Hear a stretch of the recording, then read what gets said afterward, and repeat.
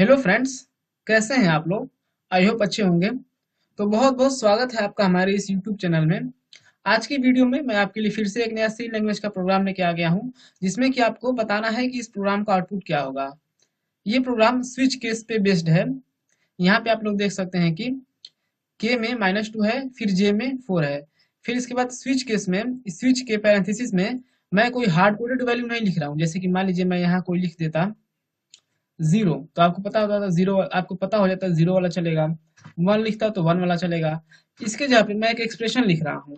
वो एक्सप्रेशन क्या है, ये है। इसमें क्या आ रहा है कि के डिवाइड असाइनमेंट जे है, फिर इसके बाद डिवाइड के है। आपको बताना है कि इसका आउटपुट क्या होगा। आप क्या करें कि वीडियो को पहले पॉज कीजिए, खुद से ट्राई कीजिए, खुद से बनाने की कोशिश कीजिए। बन जाएगा तो कमेंट में इसका आंसर लिख दीजिएगा, अदरवाइज वीडियो को दोबारा आके देख सकते हैं। चलिए मैं अब इसका सोल्यूशन बताता हूँ। इसमें क्या हो रहा है कि यहाँ पे के डिवाइड असाइनमेंट जे है, ये क्या है, कंपाउंड असाइनमेंट है। ठीक, तो बेसिकली ये एक असाइनमेंट ऑपरेटर है। ठीक, कंपाउंड असाइनमेंट कहें या असाइनमेंट कहें, तो इसकी प्रायोरिटी क्या होगी, इसकी प्रायोरिटी इस डिवाइड ऑपरेटर से कम होगी। तो सबसे पहले ये सॉल्व होगा। ठीक, अभी मैं बात कैसे कह पा रहा हूँ आपको मैं चार्ट दिखा देता हूँ एक। यहाँ पे देखिए, आप लोग देख सकते हैं रैंक 3 पे क्या है, डिवाइड है। ठीक, इसका जो एसोसिएटिविटी है क्या है, लेफ्ट टू राइट। अब देखिए यहाँ पे डिवाइड है, इसका एसोसिएटिविटी क्या है, लेफ्ट टू राइट। ठीक, फिर ये क्या है कि ये थर्ड रैंक पे है। फिर इसके बाद आप असाइनमेंट को देखिए। असाइनमेंट आपका कहाँ है, असाइनमेंट आपका यहाँ है। ठीक, यहाँ है। इसका जो है कि रैंक क्या है, 14। तो जाहिर सी बात है कि इसकी प्रायोरिटी कम है एज कंपेयर टू इस डिवाइड ऑपरेटर के।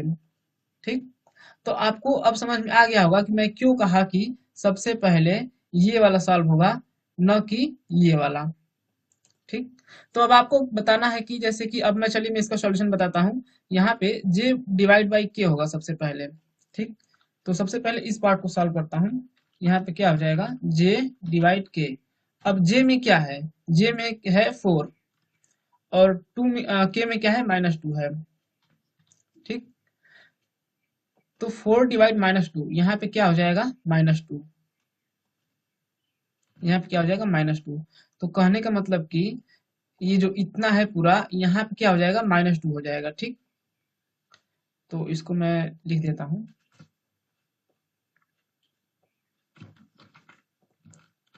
इतना था, इतना सॉल्व होने के बाद क्या हो गया, -2। ठीक, अब क्या होगा नेक्स्ट स्टेप में, अब ये वाला कंपाउंड असाइनमेंट जो है ना वो सॉल्व होगा। अब यहाँ पे क्या होगा, के असाइनमेंट के डिवाइड -2। ठीक, के असाइनमेंट के डिवाइड -2, क्योंकि इसका जो रिजल्ट है वो -2 आया है। यहाँ पे के असाइनमेंट के डिवाइड -2 होने के बाद अब क्या होगा, के में क्या है, -2 है। ठीक, तो -2 यहाँ पे हो जाएगा। अब -2 डिवाइड बाई -2 क्या हो जाएगा, 1। तो पूरा वैल्यू क्या आ गई, 1। तो यहाँ पे इसका पूरा आंसर क्या हो जाएगा, 1। ठीक, मैं इसको फिर से एक्सप्रेशन में ही लिख देता हूँ। अब ये पूरा स्विच केस का जो ये एक्सप्रेशन है वो सॉल्व होने के बाद यहाँ पे 1 आ गया है। अब क्या होगा, केस 1 से मैच करेगा। डिफॉल्ट आप ये मत सोचिए कि डिफॉल्ट पहले लिख दिया है तो एरर आ जाएगी, नहीं, कोई दिक्कत नहीं। डिफॉल्ट को पहले लिखिए बाद में लिखिए, कोई प्रॉब्लम नहीं है। यहाँ पे केस 1 में क्या हो जाएगा, प्रिंट एफ जो है 1 ये एग्जीक्यूट हो जाएगा। फिर इसके बाद यहाँ पे ब्रेक तो लगा नहीं है, तो इसके जस्ट आगे वाला भी केस है वो भी एग्जीक्यूट होगा। तो यहाँ पे क्या हो जाएगा, प्रिंट एफ 2 वाला ये भी एग्जीक्यूट होगा। तो आउटपुट में क्या आना चाहिए, 1 और 2। चलिए मैं इसको रन करता हूँ।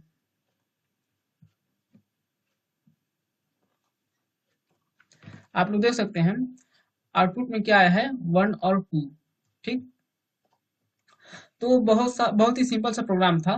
थोड़ा सा आपको एक्सप्रेशन कैसे सॉल्व किए जाते हैं, असाइनमेंट ऑपरेटर की प्रायोरिटी इस डिवाइड ऑपरेटर से ज़्यादा होती है या कम होती है, इसकी नॉलेज रहना जरूरी है इस प्रोग्राम के लिए। तो प्रोग्राम बहुत ही सिंपल था। अगर आपको ये प्रोग्राम समझ में आ गया है तो वीडियो को लाइक कर सकते हैं, अपने दोस्तों के साथ शेयर भी कर सकते हैं, क्योंकि इस तरीके का प्रोग्राम इंटरव्यू वगैरह में आपकी लॉजिक को चेक करने के लिए किया जाता है। ताकि पता चले कि आपका लॉजिक बिल्डिंग कैसा है, साथ में आपका स्विच केस पे कमांड है या नहीं है। क्योंकि बहुत लोग इसमें कंफ्यूज हो जाएंगे कि डिफ़ॉल्ट तो पहले लगा है, तो आई थिंक एरर आ जाना चाहिए, लेकिन ऐसा नहीं हुआ। डिफ़ॉल्ट पहले लगाएँ या बाद में लगाएँ, कोई दिक्कत नहीं है। तो आप लोगों ने 2-2 चीज़ सीखा कि स्विच केस का जो कॉन्सेप्ट है उसको भी थोड़ा रिफ्रेश हुआ आपका। फिर इसके बाद जो है कि ये जो इस तरीके के एक्सप्रेशन कैसे सॉल्व होते हैं, इसको भी आपने जाना। तो चलिए आज के लिए इतना ही, मिलते हैं नेक्स्ट वीडियो में। Thanks for watching this video.